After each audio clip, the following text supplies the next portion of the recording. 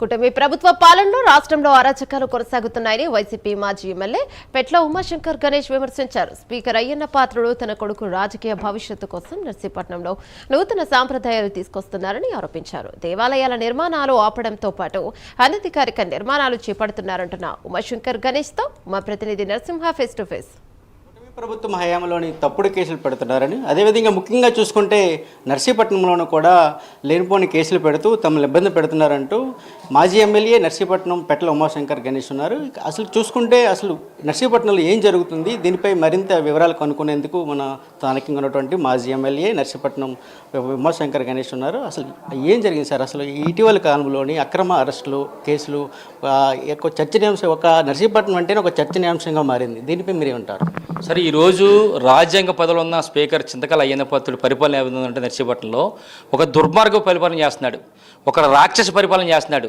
దానికి తోడు వాళ్ళ పెద్ద కొడుకు తాలూకా క్రిమినల్ ఐడియాస్తో ఒక అరాచక పాలన నర్సీపట్నంలో చేస్తున్నారు ఈరోజు. ఎందుకంటే ఈరోజు నర్సీపట్నంలో సృష్టి క్షేత్రం పేరుతో అది ఏం చేశాడంటే ఒక శివాలయాలు పెట్టాలి, ఒక ఆలయం విగ్రహాలు పెట్టాలని చెప్పి అక్కడ భూమి పూజ చేశారు. భూమి పూజ చూస్తే ఆ ప్రాంతంలో ఉన్న రైతులందరూ కూడా మాకు నష్టం జరుగుతుందని చెప్పి మమ్మల్ని ఆశ్రయిస్తే మేము జిల్లా కలెక్టర్ అనకాపల్లి జిల్లా కలెక్టర్ గారికి చెబితే అవి పట్టించుకోకపోతే హైకోర్టు వారిని ఆశ్రయించాం. హైకోర్టు వారు ఎట్టి పరిస్థితుల్లో కూడా అక్కడ మరి కట్టడాలు చేయకూడదని చెప్పి ఒక ఆర్డర్ పాస్ చేసినప్పుడు కూడా ఏమాత్రం పట్టించుకోకుండా నేను స్పీకర్ను ఎవరు ఏం చేయలేరు, అనకాపల్లి జిల్లా కలెక్టర్ ఏం చేయలేరు, అనకాపల్లి ఎస్పీ ఏం చేయలేరు అనే ఉద్దేశంతో కట్టడాలు కడుతున్నాడు. అంటే హైకోర్టు వారు ఇచ్చిన ఆర్డర్లను కూడా పక్కన పెట్టి చేస్తున్నాడు. అంటే న్యాయస్థానం మీద ఏమాత్రం గౌరవం ఉందో మనం అర్థం చేసుకోవాలి. ఆ కడుతున్న క్రమంలో హైకోర్టు వారికి మేము చెప్పాలి కనుక మేము ఆ రోజు అటుపక్క వెళ్తుండగా స్థానిక పోలీస్ స్టేషన్కి ఇన్ఫార్మ్ చేసాం, ఇక్కడ కట్టడాలు జరుగుతున్నాయి అక్రమంగా అని చెప్పి అక్కడ మేము వీడియోలు తీసుకుంటుంటే ఆ ప్రాంతంలో ఉన్న టీడీపీ గోండాలు కానీ రౌడీలు కానీ వచ్చి మాపై దాడి చేయడమే కాకుండా మా కారు అద్దాలు కూడా పగలగొట్టారు. కారు అద్దాలు పగలగొట్టి మరి ఎంత విచిత్రం అంటే వాళ్ళే మా మీద కేసు పెట్టారు. వాళ్ళు కేసు పెట్టిన తర్వాత ఎందుకు కూడా 7 years లోపునే బెయిలబుల్ సెక్షన్ అని చెప్పి మళ్ళీ 3 రోజుల తర్వాత ఏం చేశారంటే ఎవరైతే కంప్లైంట్ పెట్టించారో వాళ్ళే కావాలని ఈ 5 పదులు కానీ వాళ్ళ కొడుకు కానీ భుజం మీద గాయంపరిచి వాళ్ళే ఏరియా హాస్పిటల్లో సర్జరీ చేయించి పోలీసుల మీద ఒత్తిడి తీసుకొచ్చి నర్సీపట్నం ఎవరైతే మన న్యాయస్థానం ఉందో న్యాయస్థానాన్ని తప్పుడుగా చేసి మా మీద నాన్ బెయిలబుల్ కేసులు పెట్టారు. నాన్ బెయిలబుల్ కేసులు పెట్టడం వల్ల ఆ ప్రాంతంలో మా ప్రాంతంలో మున్సిపాలిటీ పార్టీ అధ్యక్షుడు ఉన్నారు, మా పార్టీ అధ్యక్షుడు ఏకాశవ, ఆయనతో పాటు బలిఘట్టం ఇన్ఛార్జ్ ఉన్నాడు, వార్డు ఇన్ఛార్జ్ సుర్లనాయుడు, వీళ్ళిద్దరిని కూడా 7 రోజుల పాటు జైల్లో పెట్టారు. అంటే చేయని తప్పుకి 7 రోజుల పాటు వాళ్ళు జైల్లో ఉన్నారు.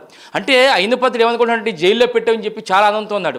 అంటే ఒక్కటే ఆలోచించట్లే ఐనపత్రుడు, వీళ్ళు అక్రమంగా జైల్లో పెట్టాం కదా, వీళ్ళ కుటుంబ సభ్యులు కానీ వీళ్ళ తాలూకు ఫ్యామిలీ మెంబర్స్ అందరూ కానీ ఎంత ఏడ్చారో అది అర్థం చేసుకోవట్లేదు. రేపు రాబోయే రోజుల్లో కూడా ఇదే విధంగా కొత్త సాంప్రదాయం తీసుకొచ్చాడు. ఇదే విధంగా రేపు రాబోయే రోజుల్లో కూడా ఏదైతే అధికారం ఉంటే ఒక సాంప్రదాయం ఏంటంటే అధికారం ఉంటే మనం ఏదైనా చేయొచ్చు, ఎవరి మీద దాడులు చేయొచ్చు, దాడులు చేయడం కాకుండా మనమే కొట్టి మనమే సర్జరీలు చేయించి మనమే పోలీసు వారిని ఒత్తిడి తీసుకొచ్చి న్యాయస్థానాన్ని తప్పుడుదో పట్టించొచ్చని ఒక కొత్త సంప్రదాయం తీసుకొచ్చారు.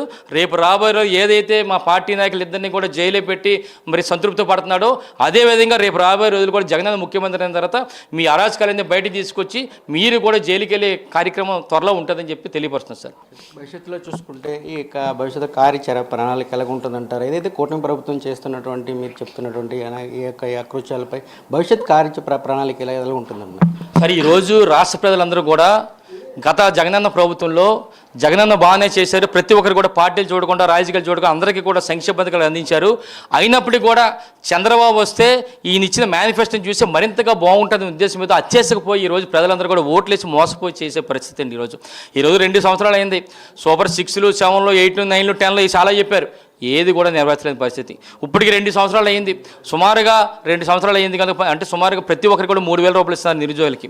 సుమారుగా 36,000 రూపాయలు, సుమారుగా పైన 72,000 సుమారుగా ఎంత ఇవ్వాలి, వాళ్ళకి ఇవ్వలేని పరిస్థితి ఈరోజు చూస్తే 72,000.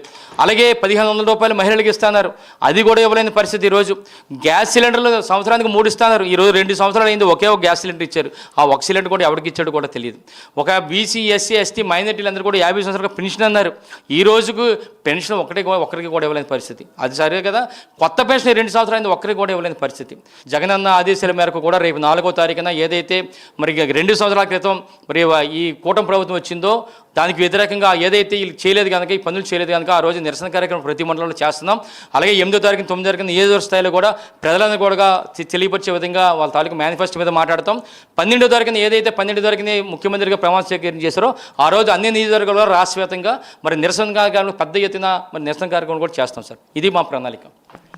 చూసుకుంటే ఇచ్చిన హామీలు నెరవేర్చి కక్షపూరితంగానే తమపై కూడా ఏది యావత్ ఆంధ్ర రాష్ట్రంలోని ఈ తరహా కక్షపూరితమైన చర్యలు చేపడుతున్నట్టు పరిస్థితి అయితే నెలకొంది చూడొచ్చు. రానున్న కాలంలోని భవిష్యత్ కాలంలో కూడా తగిన మూల్యం చెల్లించుకోవాల్సిన పరిస్థితి అయితే ఏర్పడుతుందని కూడా ఇక్కడ అయితే మాజీ ఎమ్మెల్యే చెప్తున్న పరిస్థితి అయితే నెలకొంది. అదేవిధంగా భవిష్యత్తులో కూడా వచ్చే నెల 4 తారీఖు తర్వాత ఆంధ్ర రాష్ట్రంలో పలు నిరసన కార్యక్రమాలు ఉధృతం జగన్మోహన్ రెడ్డి ఆదేశాల మేరకు చేస్తామని కూడా చెప్తున్న పరిస్థితి అయితే నెలకొంది. కెమెరామెన్ సుధాకర్తో నరసింహ, ప్రైమ్ నైన్, విశాఖపట్నం నుంచి.